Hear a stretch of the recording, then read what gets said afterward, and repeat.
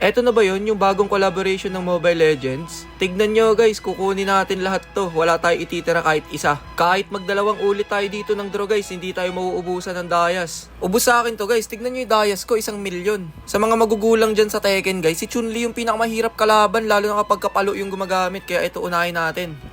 Shish, napakaangas. Ang ganda ng animation guys oh. Parang ako si Wakno. Pinagbubugbog ko si Wakno eh. Ano, pak, sinipa sa likod.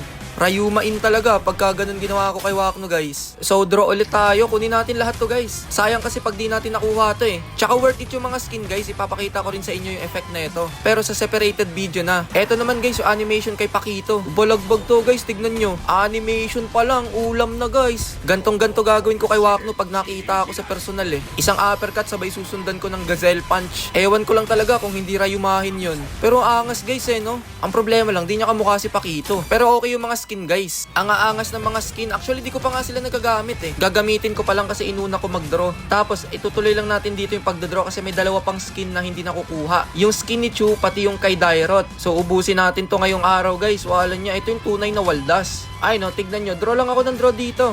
Tapos kuhanin na natin dito yung skin ni Dirot. Maganda rin to guys. Tignan nyo yung animation. Pak, mabenta yung ganitong klaseng collaboration sa mga tito na eh. Kasi sa mga millennial guys, hindi na nila naabutan to eh. Ang angas ng animation guys. So kitang kita naman. Napakaganda. Solid guys. 10 out of 10 animation pa lang. Susubukan din natin lahat ng skin guys kung magaganda nga ba. Pero ngayon, focus lang muna tayo dito sa pagdodraw. So isa na lang yung kulang natin guys. Si Ken na lang. Which is yung collaboration skin ni Chu. Wala niya, bakbak agad guys. Pagkakuha, diretso na to.